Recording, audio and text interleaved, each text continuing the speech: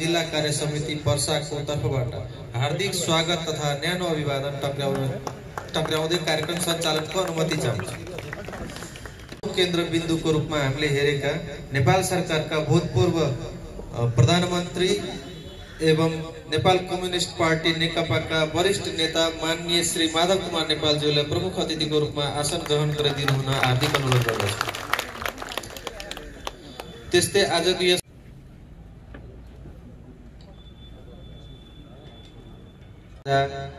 रोहतट in charge ज्यूलाई आसन ग्रहण गरिदिनु हार्दिक अनुरोध। पूर्व अध्यक्ष तथा पेशागत महासंघको पूर्व उपमहासचिव श्री रामदेव लाल दास ज्यूलाई यथास्थानमा आसन ग्रहण गरिदिनु हुन हार्दिक अनुरोध गर्दछु। यथास्थानमा आसन ग्रहण गरिदिनु हुन हार्दिक अनुरोध गर्दछु। अतिथिकै रूपमा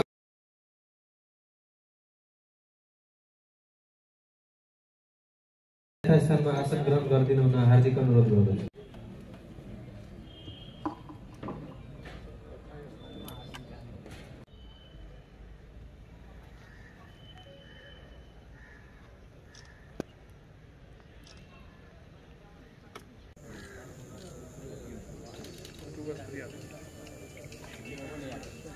Ready.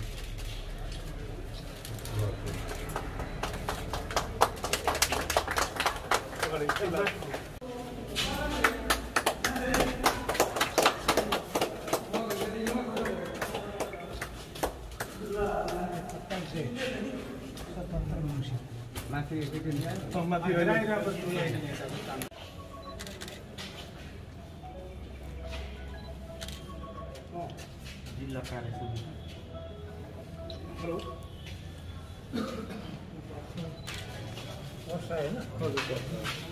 आज त्यस्तै प्रतिकूलताको माझमा म तपाईहरुको बीचमा उपस्थित भएको छु।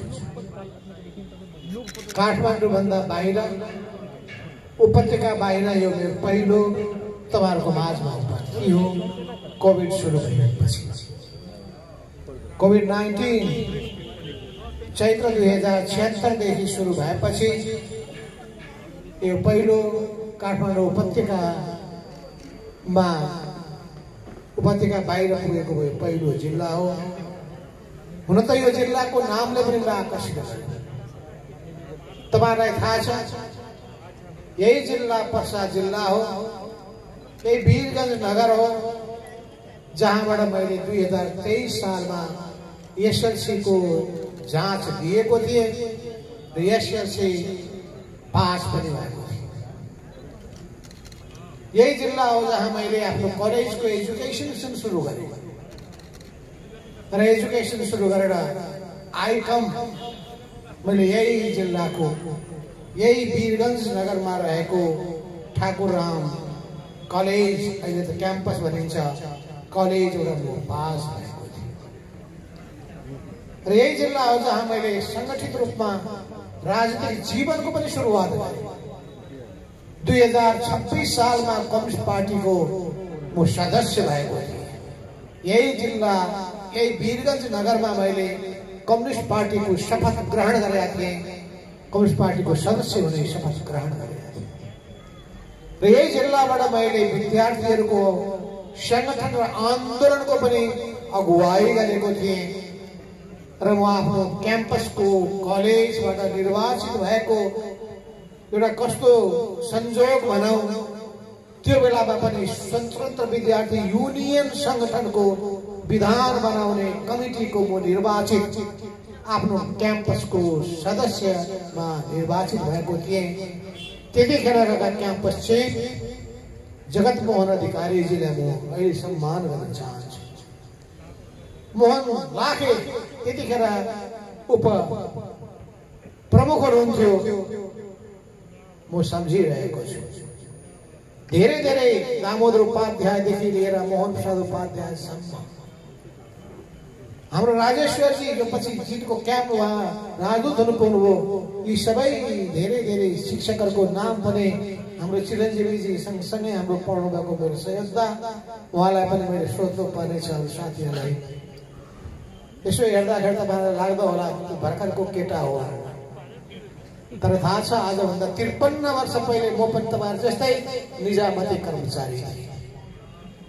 53 वर्ष पहिले म नेपाल सरकारको खरिदार पदमा क्रियाशील थिएँ र त्यो क्रियाशील भएर अहिले तपाईहरुले मलाई त्यसको मान सम्मान दिनु चाहिँ दिन थाहा छैन, प्रवेश दिनु चाहिँ दिन थाहा छैन, तर मेरो हक लाग्छ तपाईहरुको संगठनमा पनि र यो निजामती कर्मचारीको क्षेत्र।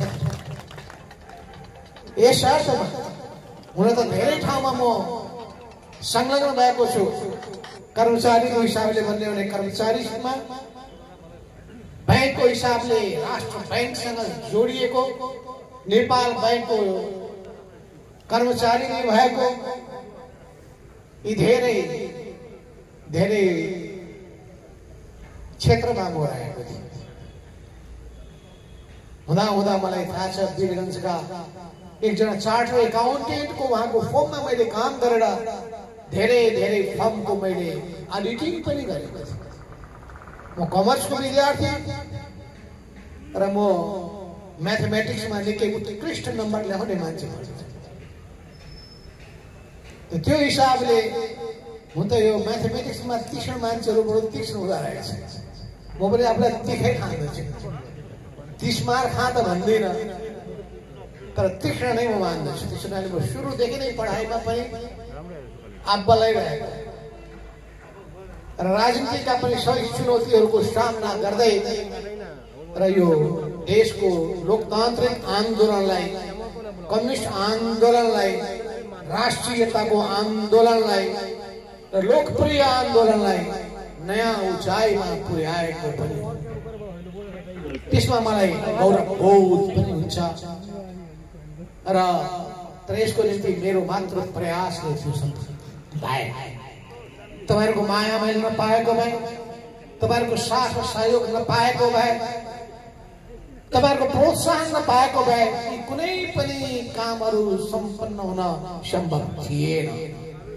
किन एक्लै वीरले हुँदो रहेछ, एकजनाले मात्रै कुनै पनि लडाईँमा फतह हासिल गर्न सक्दैन। उसले अग्रसरता लिन्छ, अगुवाई गर्छ र कुनै पनि व्यक्तिहरू इन्डिस्पेन्सिबल छैन, अपरिहार्य भन्छ भन्छ। त्यसो हुनाले मैले अहंकार पनि राख्नु हुँदैन। म नभएको भए इतिहासै रच्ने थिए। इतिहास कुनै व्यक्तिको बाटो पर्खेर बस्दैन र सत्य त्यस्तै हो। इतिहास निर्माण गर्न पनि व्यक्तिको भूमिका महत्त्वपूर्ण हुन्छ र इतिहास डुबाउन पनि महत्त्वपूर्ण हुन्छ। बनाउन मात्रै होइन, डुबाउन पनि, निर्माण गर्न मात्रै होइन, ध्वंस गर्न पनि। त्यसो हुनाले हामी सबै जिम्मेवार भएर चल्ने हो भने यो देशको गरिमालाई माथि उठाउन सक्छौं, नेपालीहरूको शान र मानलाई हामी माथि उठाउन सक्छौं। यो अत्यन्तै प्रतिकूलताको माझमा तपाईहरुले बोलाउनु भयो यहाँ र भन्छन् एउटा आपने बुलाया और हम चले आए र म आए तपाईहरुको माझ र खुसी लाग्यो। मैले त भनेको थिएँ मान्छेको धेरै उपस्थिति नहोस् है, थोरै 10 जना 15 जना भन्दा बढी नहोस्। यता हेर्दा त पहिले मान्छे थोरै आए भने चिन्ता हुन्थ्यो, अहिले धेरै आए भने कुराको चिन्ता छ। पहिले नजिक भएन भनेर हामी नजिक आऊ भन्थ्यौं, अहिले नजिक भएर डर हुन्छ, टाढा बस भन्नुपर्ने स्थिति बनेको छ। समय नै त्यस्तो रहेछ र तपाईहरुलाई थाहा छ झन्डै 700 वर्ष पहिले, 700 होइन 750 वर्ष पहिले विश्वमा यस्तै किसिमको महामारी फैलिएको थियो। त्यो महामारीले संयुक्त अधिराज्य भनेको ब्रिटेन जस्तो देशको आधा जनसंख्या मरे। महामारीले गर्दाखेरि उनको मृत्यु भयो। कस्तो असर परेको होला त्यो महामारी। विश्वमा यस्ता महामारीहरू समय समयमा आउने गरेका छन्। त्यसो हुनाले एकातर्फ महामारीहरू आउँछन्, त्यसको सामना गर्नुपर्छ, डराएर भाग्ने होइन। तर महामारी छ भनेर सूर्याई देखाउँदै पुरै मास्कै नलगाएर नाकै नछोपेर मास्क लगाए जस्तो गर्ने, नाक चाहिँ नखोल्ने। यहाँ मैले अहिले मास्क हटाएर बोल्नु परिरहेको छ, नभए म प्राय मास्कै लगाएर बोल्ने गर्छु। तर दूरी भएको हुनाले पनि मसँग भेट नहुने विदेशी कूटनीतिज्ञहरूसँग हामी दुईटै मास्क लगाएरै कुरा गर्छौँ। फोटो खिच्नु पर्यो टाढा राखेर उभिएर अनि मास्कै लगाएर फोटो खिच्छौँ। किन भन्दाखेरि यो खतरनाक रोग पनि र त्यसमा पनि ख्याल गर्नुहोस् है, 60 वर्ष नागिसकेका मान्छे, 65 नागिसकेका मान्छेले विशेष होसियारी गर्नुपर्छ। यो पौठे जोली खेलेर पनि हुँदैन। मैले सम्मान गर्ने एकजना व्यक्ति नेपाल नेभिल बैंकका चेयरम्यानलाई म सम्झिरहेको छु, डाक्टर ध्रुव मुडभरीलाई म सम्झिरहेको छु। उहाँहरू कोरोनाकै कारणले दिवंगत हुनुभयो र मैले उहाँलाई पटक पटक सम्झाउने गर्दथेँ। उहाँ भन्नुहुन्थ्यो केही हुँदैन यो कोरोना, तर कोरोनासँगको युद्धमा उहाँले सङ्घर्ष गरे। त्यस हुनाले यसलाई केही पनि होइन भनेर ठान्नुहोस्। वीरगंज बजारमा म आउँदाखेरि देखेँ मान्छे त कत्रो कुस्ती खेलिरहेका थिए, क्या करेगा कोरोना। हम तो बहुत मजबूत बानी, मनोबल ठीक हो र होशियार हुनुहोस्। त्यसले उमेर चिन्दैन, पुरुष कि महिला पनि थाहा हुँदैन, धनी हो कि गरिब हो भन्ने कुरा पनि छुट्याउँदैन, सानो बच्चा छ कि बुढो मान्छे छ भन्ने कुरा पनि उसले चिन्दैन, पर्सा जिल्लावासी हो कि कहाँको हो, नेपाली हो कि विदेशी हो पनि चिन्दैन। त्यस हुनाले होस गर्नुहोस्, सतर्क हुनुहोस्। त्यस हुनाले नेपाल सरकारले पटक पटक के भनेको छ भने विज्ञापन माध्यमबाट लोकप्रिय मान्छेहरूको मुखबाट भन्ने गरेको छ कि तपाईहरु केही कुराहरूको पालना गर्नुहोस्। पालना नगर्दाखेरि युरोपको हालत तपाईँ देख्दै हुनुहुन्छ, पालना नगर्दाखेरि अमेरिकाको हालत तपाईँ देखिरहनु भएको छ, पालना गर्दाखेरि चीनले कसरी त्यसको सामना गर्यो, कसरी उत्तर कोरियाले सामना गर्यो, लाओसले सामना गर्यो, भियतनाम र क्युबाले सामना गर्यो, हुँदा हुँदा न्युजिल्यान्डले सामना गर्यो, त्यो पनि तपाईले थाहा पाइरहनु भएको छ। त्यसकारणले मास्कलाई अनिवार्य भनिन्छ, किनभने श्वास प्रश्वासबाट सबभन्दा बढी सर्छ। म त लामै बोलाउला भनेको त लामो वक्ताको लिस्टमा मेरो बोल्ने मुडै कम भइदियो। नभए तपाईँहरूसँग त अब भिन्न विषयमा यत्रो समयपछि मञ्चमा उभिएर त अन्त पनि बोलिएको तर यसरी यत्रो मान्छेलाई हेर्दाखेरि फेरि फुर्ती जागिहाल्यो, मुक्त भइदियो। त्यसो भएको हुनाले कुरा के छ भने मास्क अनिवार्य गर्नुहोस्। मास्क चाहिँ कति समयसम्म लगाउने भन्ने कुरा पनि जान्ने मान्छेलाई सोध्नुहोस्। मास्क लगाउनु भनेको लगाए जस्तो गरेर मुख छोप्ने, नाक चाहिँ खुल्लै राख्ने यो काम किमार्थ नगर्नुहोस्। अनि समय समयमा पटक पटक पटक 3 बारीमा अनेक पटक साबुन पानीले वा सेनिटाइजरले हात पखाल्नुहोस्, साबुन पानीले हात धुनुहोस्। र यो हातलाई यो आँखा, कान, खास नाक र मुखमा पुर्याउने कुराबाट होसियार हुनुहोस्। थाहा हुँदैन त्यहीँबाट सर्छ। कुनै पछि छुनुभन्दा पहिले धेरै ख्याल गर्नुहोस्। तरकारी किन्दाखेरि, सामान किन्दाखेरि, प्लास्टिकको झोला बोक्दाखेरि, कुनै पनि चिज कुनै घरमा जाँदाखेरि छुने कुराबाट होस गर्नुहोस्, दूरी कायम गर्नुहोस्। त्यसैले दोस्रो साबुन पानी, तेस्रो डिस्टेन्स मेन्टेन। यहाँ त तपाईँहरूले आनन्दले टाँसेर बस्नु भएको छ, एकदम छेउमै नभन्दा आनन्दै नआउने आवन सँगै सँगै बस्नु भन्नुहुन्छ। होइन, भन्नुपर्छ, टाढा बसेर भन्नुपर्छ। किन आफ्नो निम्ति मात्रै होइन, उसको निम्ति पनि भन्नुपर्छ।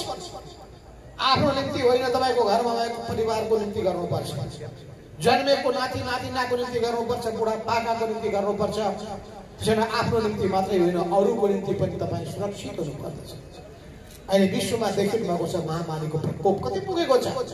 विश्वभरिमा अहिले तपाईँलाई बताइदिउँ 6,01,86,377 जना मान्छे संक्रमणमा संक्रमित भएका छन्। 6 करोड नेपालको जनसङ्ख्याको दोब्बर भन्दा बढी विश्वभरि फैलिएको र विश्वभरिमा 14,16,000 836 जना व्यक्ति आजको मितिसम्म हिजो बेलुकासम्मको मितिसम्मको मृत्यु भइसकेको छ। यो स्थिति छ विश्वको र तपाईलाई थाहा छ यहाँ संसारमा सबभन्दा अहिले उछिनेको छ अमेरिकाले। किन अमेरिकाले व्यवस्था गर्यो, ट्रम्पले टेरेर मास्कै लगाउँदैन भने उनी पनि सँगसँगै अहिले अमेरिकाले संसार उछिनेको छ। 1,29,56,783 जना र अमेरिकामा 2,65,956 जनाको मृत्यु भइसकेको छ। दोस्रो नम्बरमा इन्डिया पुगेको छ। इन्डियामा 92,22,226 र मृत्युको संख्या 1,34,743। नेपाल 34औं नम्बरमा छ। नेपाल 34औं नम्बरमा छ र नेपालले संसारका विभिन्न देशमा उछिन्दै 34 बाट अहिले घटेर 37औं मा पुगेको रहेछ। म त 33 मा पुग्ला भनेको त राम्रै छ। 37औं नम्बरमा नेपालको स्थान रहेछ। 2,24,078 जना र 1,361 जनाको मृत्यु भएको छ। र लाओसमा 1 जनाको मृत्यु भएको छैन। उत्तर कोरियामा संक्रमणै कसैलाई भएको छैन, मृत्यु नै भएको छैन। कि सुरुमै उनीहरूले पुरै बन्दाबन्दी गरिदिए, लकडाउन गरिदिए, भित्र प्रवेशै गर्न दिएन, सीमाना सील गरिदिए। त्यही हिसाबले विभिन्न देशहरूले आफ्नो आफ्नो देशमा राम्रो व्यवस्थापन गरे। संसारको विभिन्न देशले गरेको राम्रो व्यवस्थापनबाट हामीले सिक्नु पर्दथ्यो। समस्या के रह्यो भन्दाखेरि हामीहरूलाई छलफल गर्ने रुचि भएन। ज्ञान अनुभव बुद्धि अरूसँग छ भन्ने कुरालाई स्वीकार गर्ने त्यो हामीमा त्यो ढङ्गको चेत भएन। यसले गर्दाखेरि हामी समयमा व्यवस्थापन गर्न सक्दाखेरि यत्रो फैलिएको छ। कमजोरीको पाटो हामीलाई हेर्न मन लाग्दैन। बलियो कति धेरै भएन त। बडा हामी कमजोरीको विश्लेषण गर्नुभन्दा पहिले राम्रा कुराको ज्यादा विश्लेषण गर्छौं। अवश्य पनि जनतामा निराशा पैदा नहोस् भनेर राम्रो पक्ष पनि लानै पर्छ। तर सुधार्ने काम गर्नका लागि कमजोरी पक्षबाट सुरु गर्नु पर्दछ। जसले कमजोरीलाई स्वीकार गर्छ उसले कमजोरीलाई सुधार्छ। जसले कमजोरीलाई सुधार गर्छ उसले राम्रो राम्रो काम गरेर परिणाम देखाउन सक्दछ। सबैले वाह वाह गर्छन्, सबैले प्रशंसा गर्छन्। त्यो काम हामीले गर्न सक्नु पर्दछ। यस अर्थमा मैले भन्न खोजेको कुरा के हो भने यसरी हाम्रो देशमा अब यो यसको प्रकोप बढ्दो छ। सारमै भन्ने हो भने तेस्रो फेजको कोरोनाको असर आउने जोखिम छ। तर खुसीको खबर आएको छ। अब भ्याक्सिन तेस्रो चरणको परीक्षणको प्रक्रियाबाट सफल भएको सूचनाहरू प्राप्त हुन थालेको छ। र भ्याक्सिन जुन भ्याक्सिनको कारणले तपाईलाई थाहा छ पनि स्मल पक्सको कारणले केटाकेटीहरू तुरुन्तै मरिहाल्थे। स्मल पक्स लाग्यो कि मरिहाल्थे। त्यसपछि स्मल पक्सको भ्याक्सिन आइसकेपछि सबै केटाकेटीलाई समयमा कति महिनामा कुन भ्याक्सिन, कति महिनामा कुन भ्याक्सिन लगाउन थालेपछि त्यो स्मल पक्सबाट मर्ने, मलेरियाबाट मर्ने हुँदा हुँदा अब त मान्छेहरू निमोनियाको पनि भ्याक्सिन आइसकेको छ, इन्फ्लुएन्जाको पनि भ्याक्सिन आइसकेको छ। हाम्रो मोहनजीले भन्दै हुनुहुन्थ्यो इबोलाको भ्याक्सिन लिने मान्छे सुरक्षित हुन्छ भनेर। आजै मलाई थाहा भयो, अलिक त ढुक्क चाहिँ भए। म पनि युगान्डा जाँदाखेरि इबोलाकै सम्भवतः इबोलै होला। मैले टेकोमा सुन्नु पर्ला, मैले रिपोर्ट हेर्नु पर्ला। त्यसको भ्याक्सिन त मैले पनि लिएको रहेछु। तर यसको मतलब लापरवाही अपनाउनु हुँदैन। किन भन्दाखेरि कुनै चिज पनि 100% ढुक्क हुने अवस्था हुँदैन। भ्याक्सिनलाई त 90% भनिन्छ, कसैले 94% भनिरहेको छ, कसैले 70% भनिरहेको छ। संसारका विभिन्न देशमा विकास भएको भ्याक्सिनहरू, चीनको दावा छ हामीले राम्रो गरेका छौँ, रुसले दावा गरेको छ, पुटिनले आफ्नो छोरीलाई नै भ्याक्सिन दिलाइदिन्छन्। र मान्छेको अनुमान के छ भने अमेरिकाका पूर्व राष्ट्रपति ट्रम्पले पनि भ्याक्सिन पक्कै लगाएका होला, अनुमान छ। अब भ्याक्सिनको युद्ध सुरु हुनेवाला छ। किन भ्याक्सिन बनाउने आम्दानी, त्यो आम्दानीमा सबैको आँखा छ। अक्सफोर्डले निकालेको भ्याक्सिन राम्रो कि अमेरिकाको राम्रो हो, चीनको राम्रो हो कि के भन्छन् रुसको राम्रो हो। यो विभिन्न देशहरूमा भ्याक्सिनको जुन हिसाबले परीक्षण भइरहेको छ, त्यो परीक्षणको सफलताले समग्रतामा मानिसहरूलाई ढुक्क बनाउँछ र त्यसको प्रभावकारिताले मान्छेलाई आफ्नो सामान्य जीवनमा फर्किनका लागि सहज भएको छ। यी जति पुरै जनजीवन नै अस्तव्यस्त हुन पुग्यो। यो अस्तव्यस्तताको असर हामीले सुन्यौँ अहिले ट्रेड युनियन आन्दोलनमा पनि भयो, आर्थिक गतिविधिमा पनि। यसैको असर तपाईँले देख्नु भएको छ। रोगले मान्छे मरे, भोकले मान्छे मरे। रोग र भोकको यो दोहोरो चेपटमा चेपाइमा परेका जनताको जीवनको रक्षा कसरी गर्ने निकै ठुलो चुनौती सरकारको सामु छ। र यो चुनौतीको सामना सरकारले एक्लै सहन गर्न सक्दैन। यसको चाहिँ सबै निकायको सहयोग चाहिन्छ। केन्द्रीय सरकार, संघीय सरकारको मेहनत हुनुपर्छ, सोच र योजना हुनुपर्छ, प्रदेश सरकारको साथ हुनुपर्दछ, नगर स्तर गाउँ स्तरको पालिकाहरूको सहयोग हुनुपर्दछ, राजनीतिक दलहरूको सहयोग हुनुपर्दछ, नागरिक समाजको सहयोग हुनुपर्दछ, समाजसेवीहरूको सहयोग हुनुपर्दछ। यो जम्मैको कम्बाइन सबैको सामूहिक प्रयासबाट एकताबद्ध रूपमा अगाडि बढ्न सक्दाखेरि जस्तो सुकै चुनौतीको सामना गर्छ। किनभने एउटा भनाइ छ, संसारमा असम्भव भन्ने चिज केही पनि छैन यदि तपाईँ त्यो चुनौतीको सामना गर्ने आँट गर्नुहुन्छ भने। त्यसो हुनाले चुनौतीहरू छन्, अप्ठ्याराहरू छन्, बाधा व्यवधानहरू छन्, तर असम्भव भन्ने चिज केही पनि छैन। तपाईँले ट्रेड आन्दोलन अगाडि बढाउने सिलसिलामा जुन सफलता हासिल गर्नुभएको छ नेपाल निजामती कर्मचारी संगठनले, तपाईँलाई म धेरै धेरै धन्यवाद दिन चाहन्छु, बधाई दिन चाहन्छु र उत्तरोत्तर प्रगतिको कामना पनि गर्न चाहन्छु। केन्द्रलाई पनि, जिल्लालाई पनि र तपाईँहरू विभिन्न तहमा रहनुभएका आबद्ध हुनुभएका पदाधिकारीहरूलाई पनि गर्नुभएको छ र गौरवका साथ भन्नुभएको छ। यो सबभन्दा लोकप्रिय निजामती कर्मचारीहरूको संगठन, यसले देशभरिमा आफ्नो संगठनको सञ्जाल फैलाएको छ। त्यो सञ्जाललाई अझै मजबुत बनाउनका लागि आफ्नो बस्ने घर पनि निर्माण गरेको छ। त्यसो हुनाले त्यसका निम्ति जो लाग्नु भएको छ उहाँहरू सबै बधाईको पात्र हुनुहुन्छ। यहाँ पर्सा जिल्लाका पनि जिल्ला स्तरीय विगतदेखि अहिलेसम्म हाम्रो भुवनेश्वरजी, म त को भुवनेश्वर भनेको त हाम्रै गौरीको पो हुनुहुँदो रहेछ, उद्धव दत्त भट्ट मलाई याद छ। उहाँ र म एउटै विद्यार्थीको त्यतिखेरको पार्टीको युनिटमा आबद्ध भएका।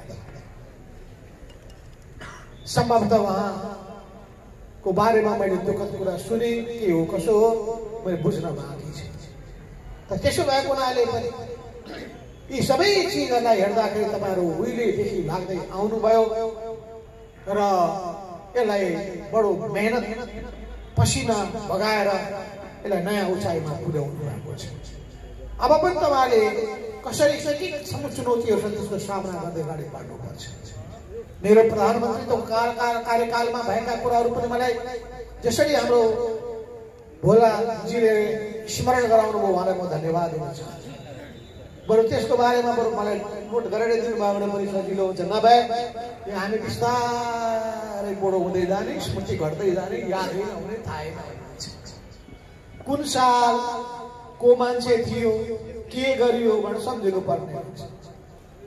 त्यसो हुनाले पनि यो हिसाबले मलाई खुसी लागेको छ कि मैले तपाईँहरूको हितको निम्ति पनि थोरै केही योगदान पुर्याउने सम्म काम गर्न पाएको रहेछु। म आफूलाई अहोभाग्य ठानिरहेको छु, भाग्यशाली ठानिरहेको छु।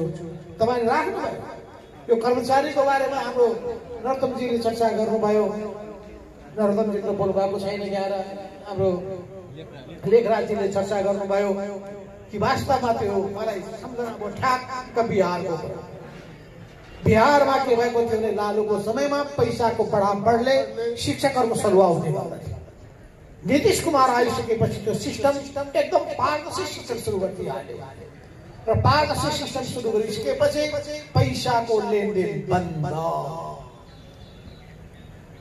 सबैको निश्चित सरुवा। कसरी सरुवा हुन्छ भन्ने कुरामा उनीहरूले अहिले सिस्टम डेभलप गर्न त पाएनन्, तर लटरी सिस्टम सुरु गरिदिए। जसले एउटा लटरी लियो, जहाँ पर्यो जानै पर्छ, नो सुरु भयो, कुनै चिज छैन।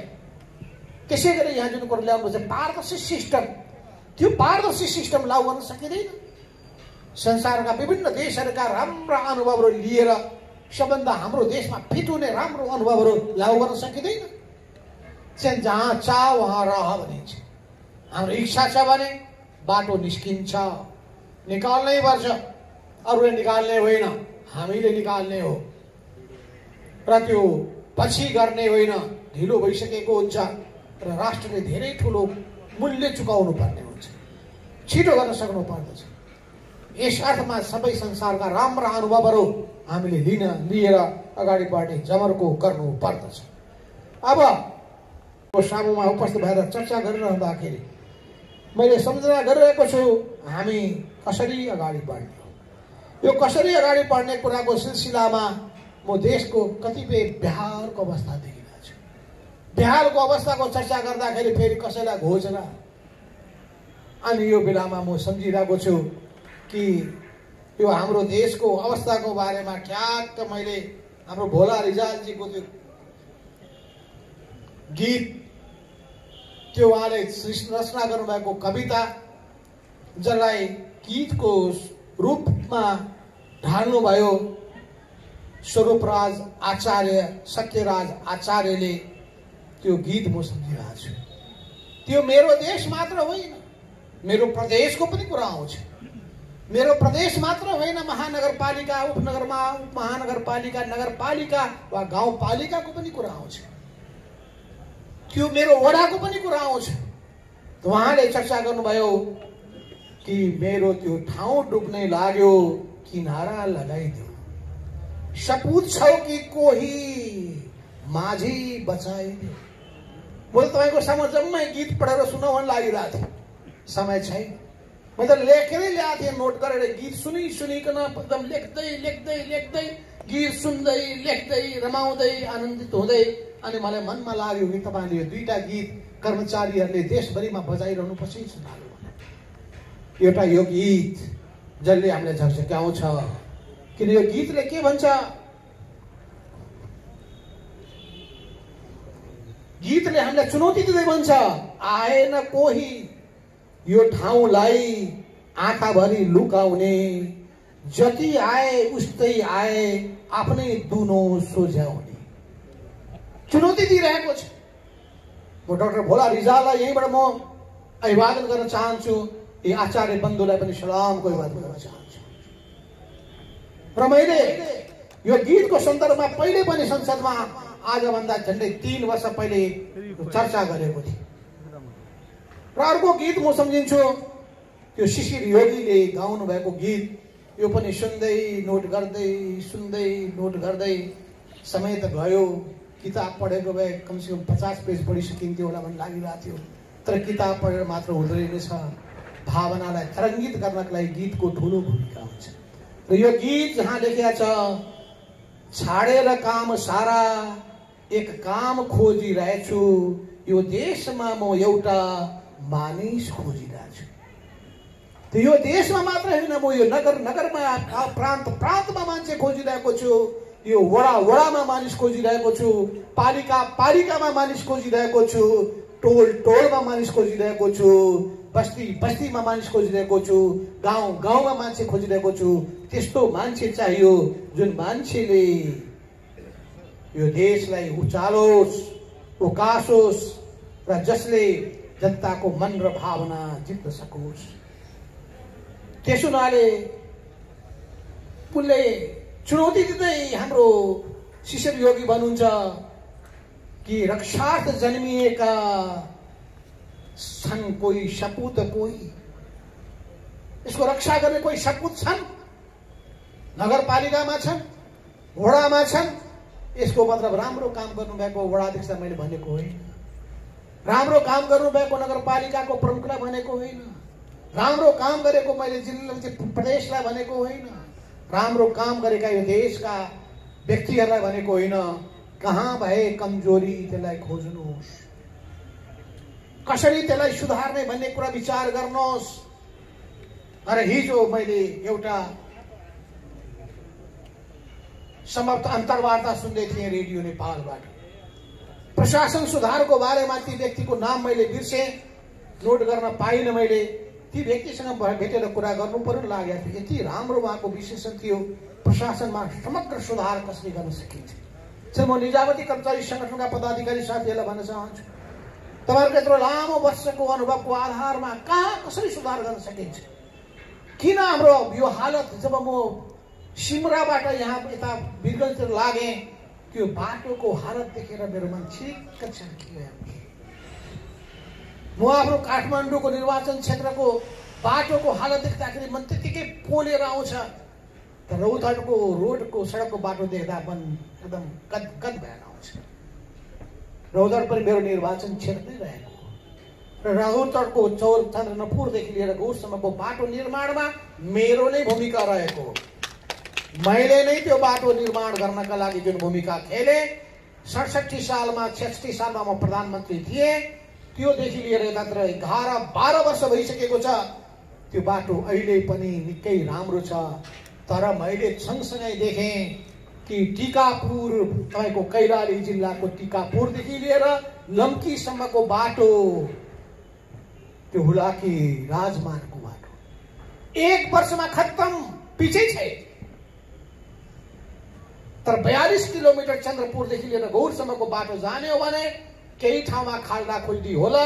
त्यो पनि त्यतिखेरका चाहिँ सडक विभागको एकजना सचिवलाई मैले भन्ने बित्तिकै उहाँले, मैले भन्दाखेरि 10वटा पाल थियो अनि उहाँले लागू गर्दाखेरि 50वटा यो भइसकेका थियो, खाल्डाहरू भइसकेका थिए। तर तुरुन्तै खाल्डा उहाँले चाहिँ जब त्यो प्याच गर्ने बित्तिकै बाटो फेरि नयाँ फ्रेसनेसका साथ अगाडि बढिरहेको छ। गर्दाखेरि हुँदो रहेछ। त्यो गर्नेलाई पुरस्कृत गर्ने र नगर्नेलाई दण्डित गर्ने। अघि तपाईँहरूले भन्नुभयो कि कर्मचारीभित्र पनि हाम्रो सिडिओ साहबले यहाँ चर्चा गर्नुभयो कि पर्फर्मेन्सको आधारमा मूल्याङ्कन गर्ने सिस्टम, परिणामको आधारमा मूल्याङ्कन गर्नुपर्ने प्रणाली स्थापित गर्नुपर्छ। गफको आधारमा भए, कुराको आधारमा भए, काम, गतिविधि, व्यवहार, परिणाम त्यसको आधारमा गर्नुपर्छ। अन्ततोगत्वा अन्तिममा परिणाम नै चाहिन्छ। म जहिले पनि, अस्ति मैले एकजना निर्माण व्यवसायीलाई भने, यो बाटो तिमीले के गर्छौ बाबा? होइन हजुर, दसैँको भोलिपल्टदेखि काम सुरु गर्छु। मैले काम सुरु गर्छु भने सुन्नु छैन, काम कहिले सक्छु भन्न, काम कहिले सक्छौ त्यो चाहियो मलाई। नभए काम देखाएको छु मैले। जब काम म सुपरभिजन गर्न जान्छु अनि ट्रकका ट्रक त्यहाँ गिट्टी त्यहाँ थुपारिदिन्छ।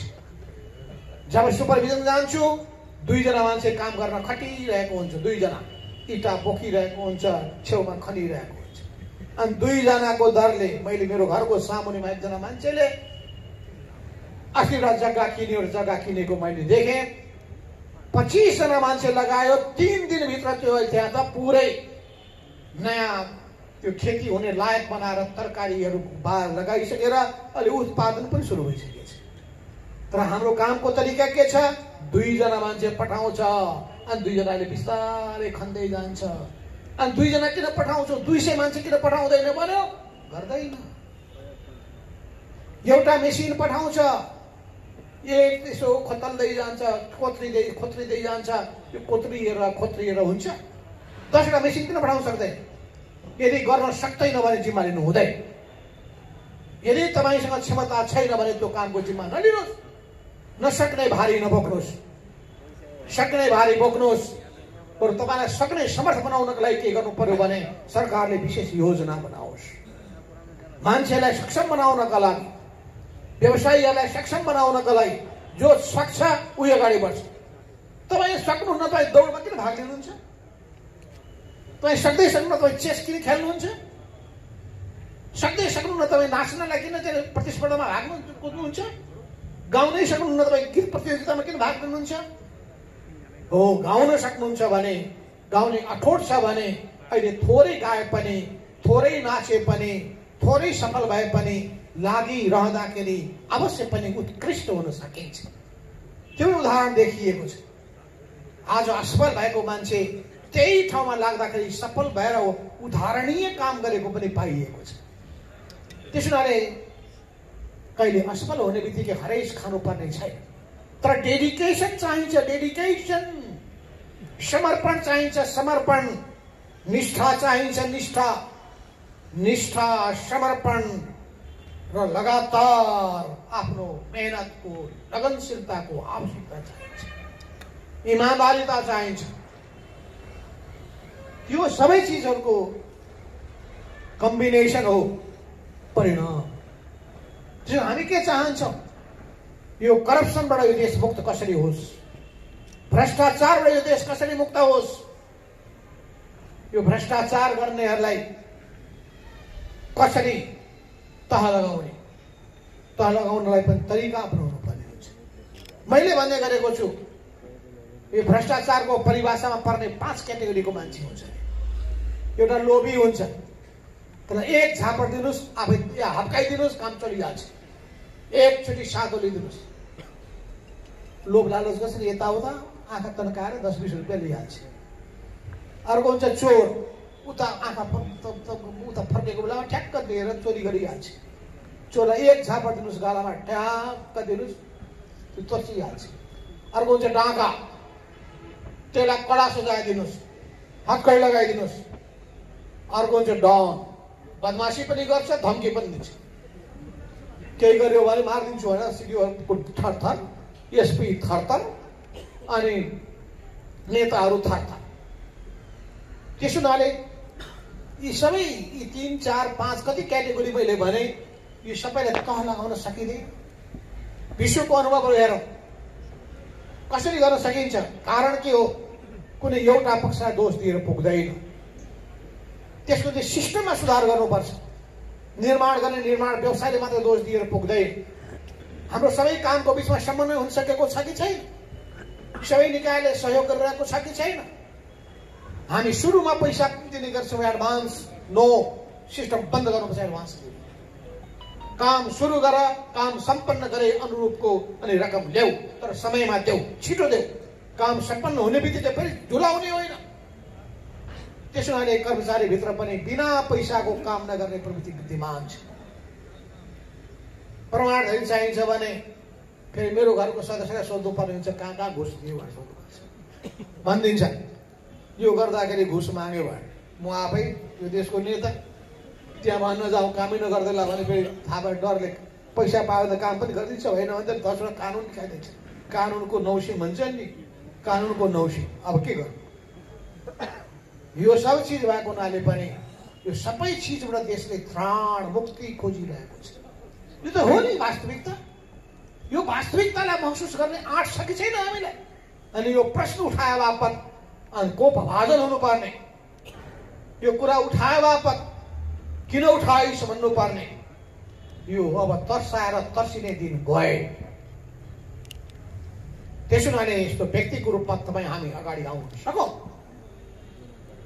जसले इमानदारिता, मेहनत, लगनशीलता र निष्ठाको उदाहरण प्रस्तुत गर्न सकौँ।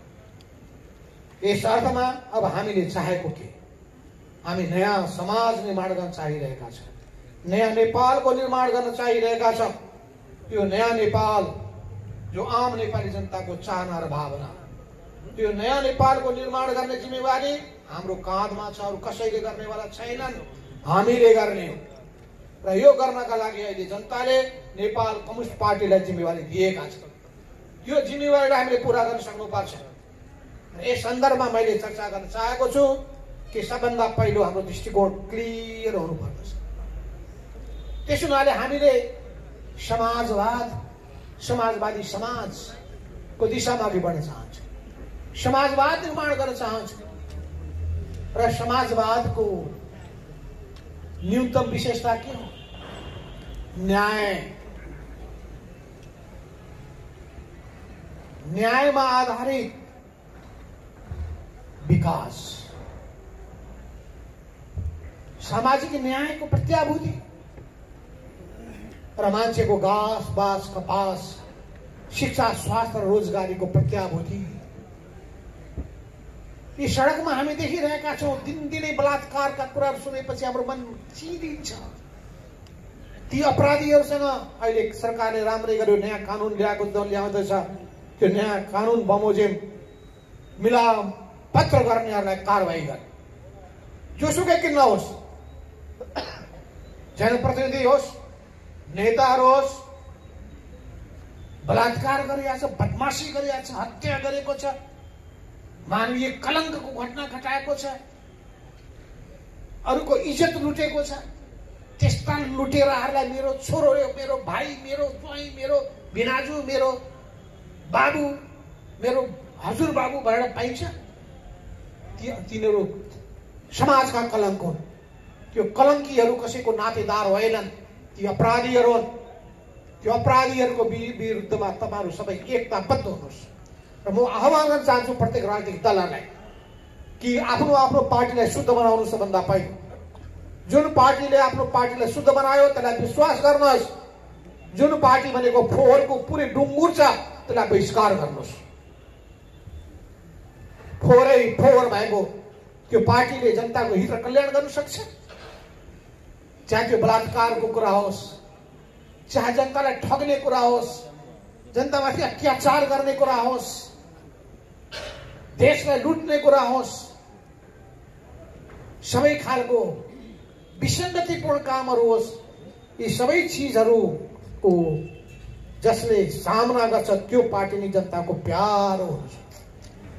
त्यसो हुनाले हामीले समाजवादको कुरा गरिरहेका छौँ। के हो समाजवादका आधारभूत विशेषताहरू? अवश्य पनि हामीले समाजवादको मुख्य उद्देश्य के हो भने भेदभाव, असमानता, शोषण, उत्पीडन, अन्याय, अत्याचार, विकृति, विसङ्गति सम्पूर्णको समाप्ति, न्यायपूर्ण, समानतामा आधारित, सुखी, समृद्ध र सुशील समाजको स्थापना, यो नै समाजवादको उद्देश्य हो। त्यसैले राज्यले शिक्षा, स्वास्थ्य, रोजगारीको जिम्मेवारी वहन गर्नुपर्दछ। प्रत्येक व्यक्तिमा अन्तर्निहित क्षमता र खुबीको पहिचान र सम्मान गर्दै उनीहरूको व्यक्तित्व विकास गर्ने वातावरण तयार गर्नुपर्दछ। नेपालको अर्थतन्त्रलाई चलायमान बनाउनका लागि आजको सन्दर्भमा कुन क्षेत्रको भूमिका र योगदान सबैभन्दा बढी छ, आवश्यक छ र प्रभावकारी हुन्छ भन्ने कुरामा प्रष्ट सोचमा पुग्न सक्नुपर्छ। र हाम्रो देशको आफ्नै पुँजी, निजी पुँजीको रूपमा होस् या सहकारी पुँजीको रूपमा होस्, त्यो निजी पुँजीलाई हामीले व्यवस्थित गर्दै, विकास गर्दै अनि तीन खम्बे अर्थतन्त्रको नीतिलाई अवलम्बन गर्दै दृढताका साथ अगाडि बढ्दै विदेशी पुँजी र सहायतालाई पनि प्रभावकारी रूपमा र असल ढङ्गले उपयोग गरी राष्ट्रिय उत्पादनमा वृद्धि गर्नुपर्छ। उत्पादकत्वमा क्षमता बढाउने काममा जुट्नुपर्दछ र नेपाली अर्थतन्त्रको प्राथमिकता क्षेत्रको निर्धारण गर्नुपर्दछ र त्यसलाई समग्र अर्थतन्त्रलाई पार्ने प्रभावको पनि मूल्याङ्कन गर्नुपर्दछ। भ्रष्टाचारका प्रत्येक मुद्दामा सरकार र पार्टी संवेदनशील हुनुपर्दछ। नेता र कार्यकर्ताको जीवनशैली सादगीपूर्ण र पारदर्शी हुनुपर्दछ। प्रत्येक उजुरीको पार्टी राज्यका निकायबाट तत्काल निष्पक्ष छानबिन गर्नुपर्छ र दोषीमाथि बिना कुनै आग्रह कडाभन्दा कडा कारवाही गर्नुपर्छ। गम्भीर जनसरोकार र सुशासनका कुरामा बदमासी गर्ने कसैलाई पनि छुट दिनु हुँदैन। सुशासनका बाधक विषयलाई ऐन कानुन संशोधन गरेर भए पनि हटाउनुपर्छ र जनौधता एवं पारदर्शी शैली अपनाउनुपर्छ। तदनुरूप प्रशासन लगायत सबैलाई परिचालित गर्नुपर्छ। यो सेटिङ प्रणाली छ सबभन्दा खतरा। सेटिङ प्रणालीको अन्त्य गर्नुपर्छ। दलाल, पुँजीपति र बिचौलियाहरूको स्वार्थ पूर्तिको माध्यम कुनै पनि हालतमा हुनु हुँदैन। यी लगायतका अनेक विषयवस्तुहरू छन्, म सबैमा म चर्चा गर्न चाहन्छु। तर मैले भन्ने कुरामा जोड दिने कुरा के हो भने पहिले आप भल्ला तो जग भल्ला भन्ने भन्छ। आफू ठिक छ भने अरूको हिम्मतै हुँदैन। त्यसैले म एउटा कुरामा जोड दिन्छु, नबिराउनु न डराउनु। गल्ती गर्नु भएन भने तपाईको 8 वर्ष आत्मविश्वास बढ्छ। तपाईको आत्मविश्वास बढिसकेपछि तपाईले अरूलाई उत्प्रेरित गर्न सक्नुहुन्छ, उदाहरणीय रूपमा आफूलाई देखाउन सक्नुहुन्छ। त्यसैले यो मुलुकले त्यस्तै व्यक्तिहरू प्रत्येक क्षेत्रमा खोजिरहेको छ। तपाईहरु प्रत्येकले आफ्नो ठाउँमा नमुना भएर आउनुहोस्। कर्मचारी क्षेत्रका सबै साथीहरूलाई मैले आफ्नो समयमा भनेको थिएँ, म त्यो जिल्लामा हुने कुनै पनि बदमाशीको पहिलो जिम्मेवार सिडिओलाई बनाउने छु, पहिलो जिम्मेवार म त्यहाँको एसपीलाई बनाउने छु। बरु तपाईलाई के अधिकार दिनुपर्छ अधिकार दिनको लागि म तयार छु। र तपाईहरु कुन चाहिँ नेताले के भन्छन् भन्ने कुराको आधारमा हुँदैन, कुन चाहिँ धनी मान्छेले के भन्छ भन्ने कुराको आधारमा हुँदैन। तपाईहरुले न्यायलाई, फेरि मेरो न्याय सम्बन्धी मेरो धारणा बेग्लै छ। न्याय अन्धो हुन्छ भन्ने पुरानो मान्यता हो। न्याय अन्धो हुँदैन, न्यायको आँखा खुलेको हुनुपर्छ। अपराधी छ भने अपराधीहरूबाट प्रमाण खोज्दै अपराधीले प्रमाण लुकाउँछ, तर आग्रही पनि हुनु हुँदैन, पूर्वाग्रही हुनु हुँदैन। दबावमा काम गर्ने प्रशासक, दबावमा काम गर्ने सुरक्षाकर्मी त्यो आफ्नो पदको निम्ति अयोग्य साबित हुन्छ। नोकरी जाओस्, सरुवा गरिदियोस्, तर इमानको धारिताका साथ उभिनु भयो भने, न्यायको पक्षमा उभिनु भयो भने, विधि विधानको पक्षमा उभिनु भयो भने तपाईको उचित मूल्याङ्कन हुन्छ। त्यसैले म भन्न चाहन्छु, सतर्क हुनुहोस्। अन्तमा म धेरै बोल्ने कुरा थिएन, यहाँ राजनीतिका कुरा उठाइदिनु भयो, म यस्ता कुराबाट जोगिन चाहन्छु। जहिले राजनीतिका कुरा राजनीतिक ठाउँमा, आर्थिक कुरा आर्थिक ठाउँमा, प्रशासनको प्रशासन ठाउँमा भन्ने मान्छे अब यहाँ उठाइदिनु भयो कुरा। हाम्रो प्रभुजीले चिन्ताले चिन्तित भएर, किनभने यो चिन्ताले नै मान्छेको जीव गलाइदिन्छ। तर जीव गलाउने अर्को पनि तरिका छ, घटाउने। मैले घटाए जस्तो, मैले घटाइदिएँ 11 किलो घटाइदिएँ, ल तिमी जित्छौ कि म जित्छौ भनेर जीव नै घटाइदिएँ। एकचोटि घटाएको थिएँ 17 किलो, खाँदैन खाएर, ल भोकै बसेर। अहिले त भोकै बसेर त होइन, मात्रा घटाइदिए थोरै। अब यहाँ आएको छु, कति फेरि 1 केजी बढ्ने हो कि बिरगन्जबाटको खाना खुवाएर तपाईँहरूले के गर्नुहुन्छ थाहा छैन। दिनभरि त सुकाइदिनु भएकै छ, त्यही पनि हिसाब किताब गर्नु। डरले पानी पनि खाएको छैन मैले। पानी खान खोज्यो, गिलासमाथि कसले छोएको छैन, डर। पानी कति तात्या छ, उमाल्या छ कि सामान्य तातो मात्रै बनाएको छ, त्यो थाहा छैन। किन त्यति चेतना छैन, त्यति सतर्कता छैन, त्यसले गर्दाखेरि पनि हो। र म प्रत्येक दिन मैले यसो हेरेको, म उसमा हुँदाखेरि 40 गिलास पानी खाँदो रहेछु। त्यो जब राजाको थुनामा परेको बेलामा गिलास 40 गिलास, अहिले 40 गिलास त होइन 10 गिलास खाने गर्दछु। आज त 1 गिलास पनि खान पाएकै छैन। त्यहाँ पनि खाइएन, त्यहाँ पनि मलाई हेर्दाखेरि होइन खाइएन। छामे मैले, त्यो त्यति पोल्दै तातै रहेछ। पोल्ने तातो भएपछि बिस्तारै सेलाउँदै हुन्छ। अनि यसो गर्यो भने यो मन तातो तथा तातै त्यस्तो पानी खान हुँदैन, पुरा उमालेको पानी चाहिन्छ। र यो कोरोनालाई भगाउने पनि कुरा थाहा छ। हिजो मलाई एकजनासँग भेट भएको थियो, हाम्रो चन्द्रपुरको एकजना साथी, उहाँलाई यो कोरोनाले 7 किलो वेट घटाइदिएछ। एकदम अब त मर्चुबाट 5 दिनसम्म सुत्न सक्नु भएन, एकदम तकियामा टाउको राखेर गर्नुभएको छ। अनि त्यो विभिन्न खालका जडीबुटीको नाम पठाउनुहोस् भनेको छु, तपाईँलाई चाहियो भने म पनि पठाउला मागेर। अनि कतिको कम्बिनेसन राखेको पानी उमालेर 7 चोटि बाफ लिनुभएछ। 7 चोटि दिनमा बाफ लिइसकेपछि 3 दिनमा कोरोनालाई पछार्नु भएछ। अनि 10 दिनमा जाँच्दाखेरि त नेगेटिभ भइसकेछ। त्यसो हुनाले नसकिने कुरा भएन। तर त्यो सुरुमा रोगै आउन दिनु सबभन्दा पहिलो कुरा। आइहालेको छ भने डराएर तर्सेर केही फाइदा छैन। दृढताका साथ अगाडि बढ्नुहोस्। त्यस्तै हो, हामीले पनि हाम्रो काममा समस्या नआओस् भन्ने कुरा पहिलो कुरा। आइहालेको छ भने भागेर हुँदैन। पार्टीको सन्दर्भमा पनि पार्टीलाई विधिमा चलाउनु पर्दछ। र no one is supreme in the party, कोही पनि महामहिम छैन। पार्टीमा पार्टीको सिस्टमबाट पार्टी चल्छ। त्यो सिस्टमलाई जसले पनि फलो गर्यो भने, पार्टीको अनुशासनको पालना गर्यो भने, पार्टीमा आफूलाई म नै सर्वै सर्व, अरू सबै अरूका यो पछुवा भन्ने धारणाबाट मुक्त भयो भने सबैको मान सम्मान इज्जत प्रतिष्ठा राखेर सबैको ज्ञान बुद्धि बरकतहरू अनुभव क्षमतालाई प्रयोग गरेर गयो भने अनि पार्टीको जे छ निर्णय त्यसलाई मानेर गयो भने समस्याको जति पनि समाधान निकाल्न सकिन्छ।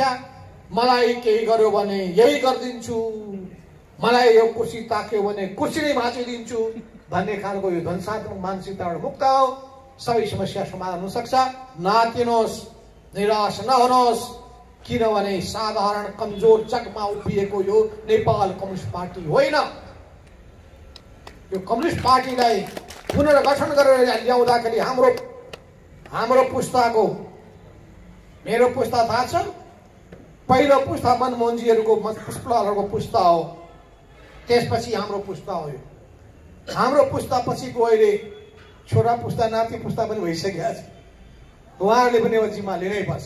हामीले पनि ओगटेर धेरै बस्ने कुरा आउँदैन।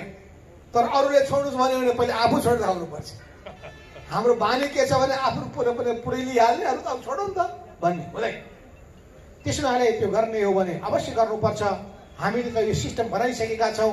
आजीवन सत्तामा बस्ने, आजीवन प्रमुख पदमा बस्ने प्रवृत्तिबाट हामीले मुक्ति हुने सिस्टम बसालिसकेका छौँ। पहिले के थियो भने नमरेसम्म त्यो नेता, त्यो प्रमुख नेता भएर त्यो प्रमुख पद ओगटेर बस्ने बानी थियो। राष्ट्रपतिमा होस्, प्रधानमन्त्रीमा होस्, पार्टीको प्रमुखमा होस्, त्यो सिस्टम थियो। तर हामीले त्यो सिस्टम तोडिसकेका छौँ र हामीले एक समयमा 70 वर्षलाई आधार बनाऊ भनेका थियौँ। अहिले 70, 75, 80 कति गर्ने हो? किन नेपालको आयुलाई हेर्दाखेरि 80मा त पुग्नै हुँदैन, 75 भन्दा उता नाग्नै हुँदैन। अनि मेरो पनि पालो आउला, नयाँले जिम्मा लेलान्। हामी सबै तबसम्म यो राम्रो सधैँ पार्टी सबैलाई नयाँ पुस्तालाई सुम्पिने गरी हामी उदार हृदयका साथ म भन्ने चिन्तनबाट मुक्त भएर, हामी भन्ने चिन्तनबाट हामी उत्प्रोत भएर अघि बढौँ। यसैमा सबैको कल्याण छ। प्रभुजी तपाईँको लीला परम्पार छ। धन्यवाद, नमस्कार।